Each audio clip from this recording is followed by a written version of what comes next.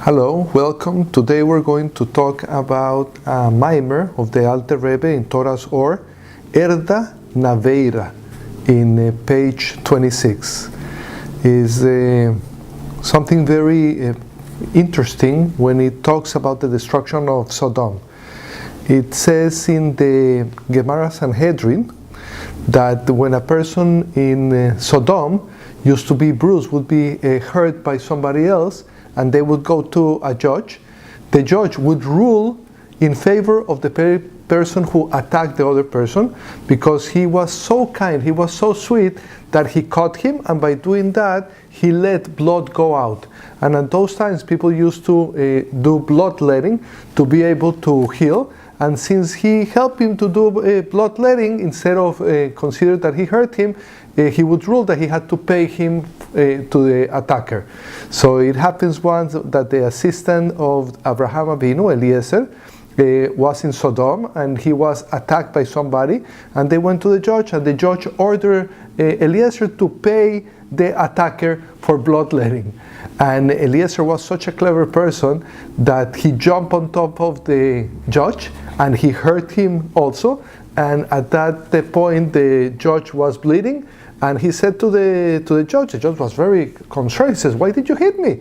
He said, "Look, now that I just hit you and you're bleeding, you owe me money also, because I am helping you to bleed. Since you ruled that the other person, that I owe the other person for hurting me, and now you owe me, you pay the other person, and with that the case is closed." So this was the craziness of the time of Sodom.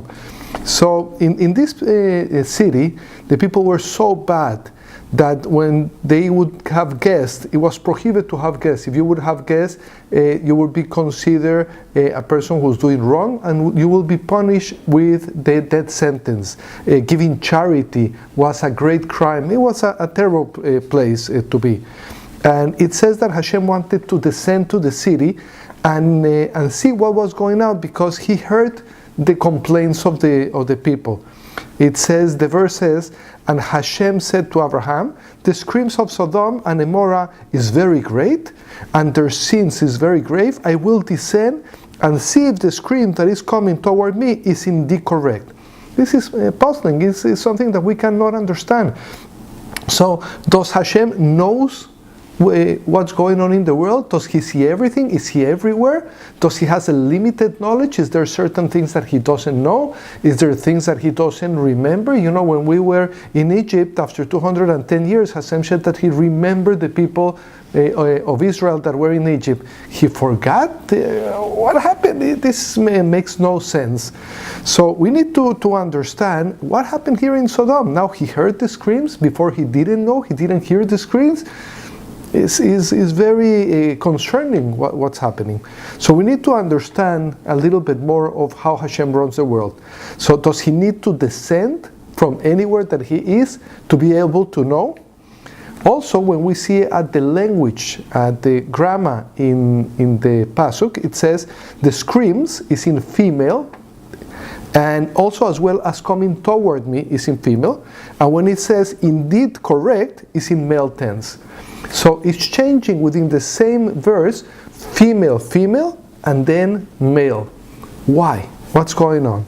So to be able to understand this, we need to understand that the screams are calling, are arousing the attribute of judgment of Hashem, which is in a sephirah called Malchut. There are 10 sephirahs that, as we know, Chochmah, Bina, Dat, Chesed, Gevura, Tiferet, Netzach, Hod, Yesod, and the last one is Malchut, and Malchut is the sephirah connected to judgment, is Dina de Malchuta Dina.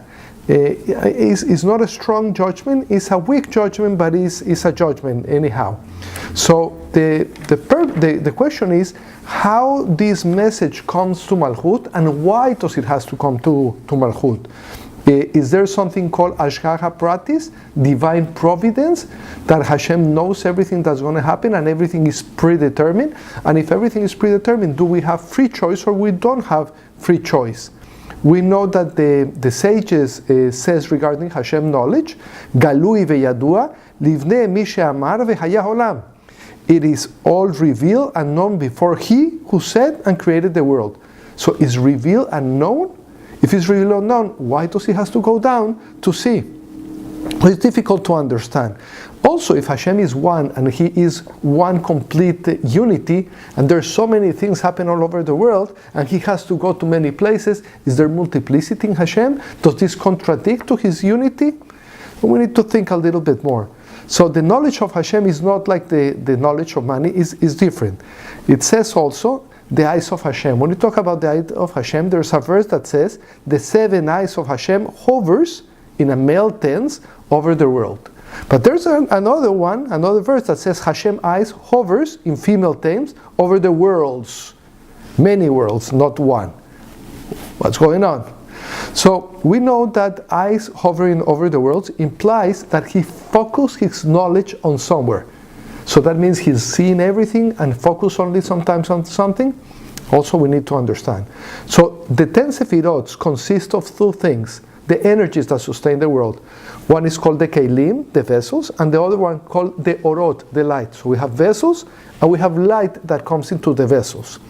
So the Keili, these vessels, is the energy that runs the world. So the light comes into the vessels, and from the vessels it comes into the worlds, and this is the energy that sustains us.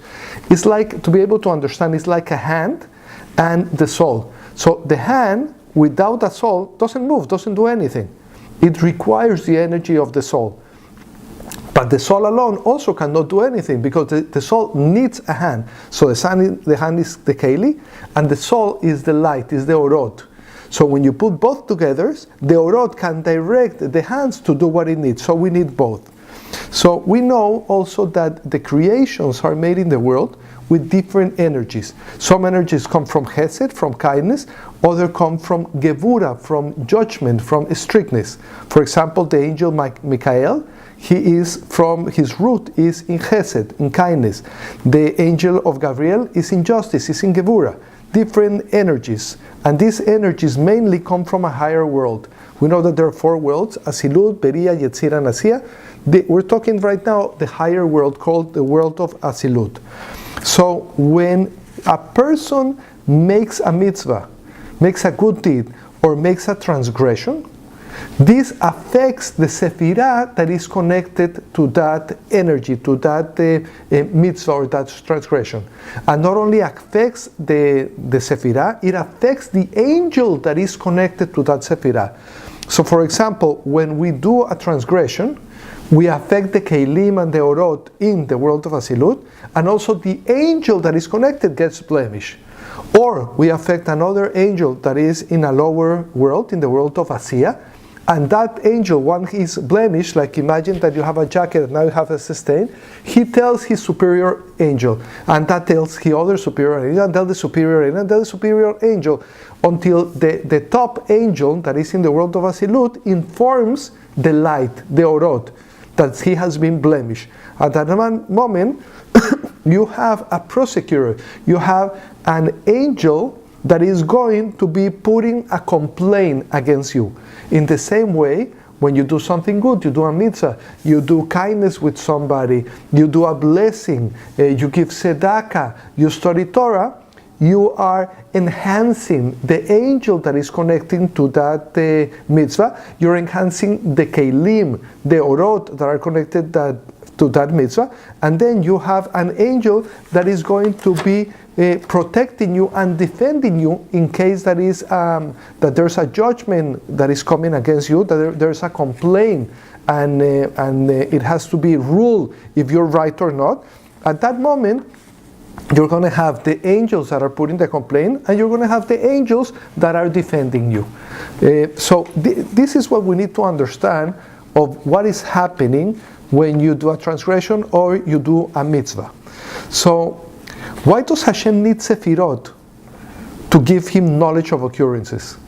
It's because Hashem has chosen to run the world with 2 levels of knowledge, 2 levels of Da'at. One is called Da'at Elyon, which is higher knowledge, and the other one is called Da'at Das Tachton, a lower knowledge. So Hashem has a higher knowledge and a lower knowledge. The higher knowledge, the Das Elyon, is something where he sees everything. And by seeing everything, he can know everything that is happening. But this is above the world. So if we have Asilut, Beria, Yetzira, Nasia, this knowledge, this Elyon, that's Elyon, is here. So Hashem knows everything that is happening, but it doesn't affect creation because it's outside of creation. And then he has Da'at Tachton. Da'at Tachton comes from the world of Asilut. So it's a knowledge that he knows through the worlds, and the complaints come from Asiya, Yetzira, Beria, and Asilut. So when there's something that happens here, the complaint goes through the worlds and it arrives to Da'at Tachton. And then we have a problem because the world, the angels, the Kelim, the Orot, have been damaged, they have been blemished. So at this point, it has to be ruled what's going to happen. And this is what happened when the people of Sodom screamed, and he heard the scream. He knew everything that was happening, but only here it begins to affect him and affect creation. So now we can understand the difference of the higher knowledge and the lower knowledge. So we know Hashem knows everything, but he knows in a way that it doesn't affect him or creation, because he chose that way. But when he knows it through the complaints, when the complaints goes through the system, through the angels, through the worlds, through the Kelim, and arrive to the Orot, now we know that a person has damaged, has blemished the world, or has enhanced the world. So now he has to have retribution, or he has to have a sort of punishment to be able to correct this damage that has been done in the world. So there are two ways of divine knowledge. The eyes of Hashem refer to Hashem in the lower knowledge, Da'as Tachton. And the Sefirot, they need to discern the actions of the creation. They need to know. And there's the level of Galui Veyadua, revealed and known. It's a higher knowledge. It's called Da'as Elyon. And this, everything is revealed before Hashem, but he sees it in a way that doesn't affect him or affect the world. The levels of Or in the Sefirot, Da'as Tachton does not have a prior knowledge of man's choices. So when Hashem is looking at the world, he knows everything this way. But when he's looking through the creation of the world, he doesn't know what's going to happen, because he chooses that at that point when he's going to judge positively or negatively, he chooses not to know. Only when there comes complaints or benefits through the ranking of the worlds, at that moment he chooses to use his Gevura or Chesed or other of his Midot to be able to judge the world.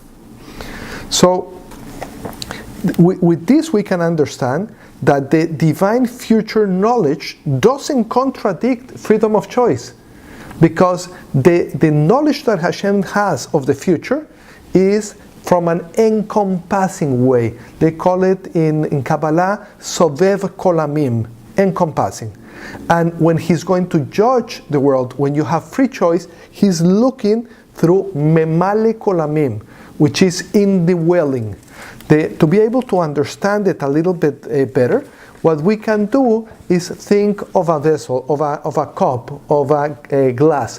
When you have a glass, the glass has water or any liquid that goes inside, and there's air around it. The water that goes inside has the concept of indwelling, of Memale Kolamim. And the air that is around is Sovev Kolamim, is encompassing. But Sovev is much more, because it's not only encompassing, it's through. But we don't have a way to understand that in the world. Maybe we could understand it maybe by light. But this is spiritual terms, and spiritual terms are not easy to understand always in physicality. So now we understand what is Da'as Tachton and why Da'as Tachton is aware of sin or of reward. Rashi in Sota 2a, it's a state that God has no knowledge of one future regarding if he will be a tzaddik or if he will be a rasha, and that everything is in the hands of heaven except for the fear of heaven. But here it says that Hashem descended to discern of the action of Sodom. So Hashem descends from where? From Da'as Elyon to da'as tachton, from his higher knowledge to his lower knowledge. And with that, he can come and judge. So now we can understand the verses in the Torah that says, now he knew. The Jews screamed to Hashem. He now knew of their sufferings. And now he knew, he has descended from his knowledge to knowledge tachton. So now he needs to judge, he needs to see what's going to happen. So there are two ways of judging. One comes from Malchut, from the last Sefirat, and this Malchut is also called Nukva, which is the attribute of femininity. And this is a very weak judgment. And there's a higher judgment that comes from a place called Sa'ah, Serapin. Serapin are the midot, are the emotional Sefirat that are on top of Malchut, Chesed, Gevura, Tiferet, Netzach, Hod, Yesod, and this is a masculine attribute. So when a person is judging immediately, it comes from Malchut, and when he says, no, let me see what's happening, let me understand a little bit more, let me see if I can be kind, let me see if I did justice, if I can be in between Tiferet's beauty, balance, or how I have to judge, then it's coming from the masculinity attribute. But when both of them have rule, it becomes a very strong judgment in one or the other direction. So it's interesting to see that prior to the flood, Hashem stated that he is bringing the Mabul, the flood, to the world because he sees that the heart of man is evil from the time of birth. So he's judged with Malchut. And after the Mabul, after the flood, he says to Noah that he will not destroy the creation again through a Mabul. It is not their fault that they contain evil from birth. So he's judging from Sa, from Serapin, from the six midot, emotional attribute. So there's different ways that Hashem can judge and see the world, even with the same situation that they were born. Since birth, they had this attribute of evil within them. So the gravity of the sin of Sodom and the great kindness of Hashem is that he interchanged the female from the male. So he saw that there was a problem, but he said, no, something, there is a problem, there is a scream, they're behaving terrible, let me go down and see. When he said, let me go down and see, he changed to the masculine because he wanted to see if he could find a reason why they did what they were doing to be able to be lenient. He didn't find it. Since he didn't find it, now we can understand why Hashem had to destroy Sodom and Gomorrah.